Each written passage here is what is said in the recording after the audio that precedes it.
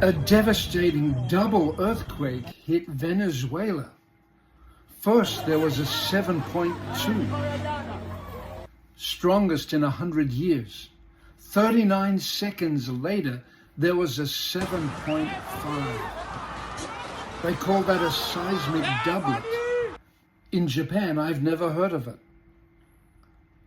So after the first 7.2 earthquake, people were running out terrified into the streets, as you can imagine, and then 39 seconds later, another 7.5 earthquake. One 22-story building completely collapsed. Tens of thousands of people have no doubt lost their lives. This is the biggest tragedy, and a double earthquake, I've never even heard of it. More updates later. Stay strong.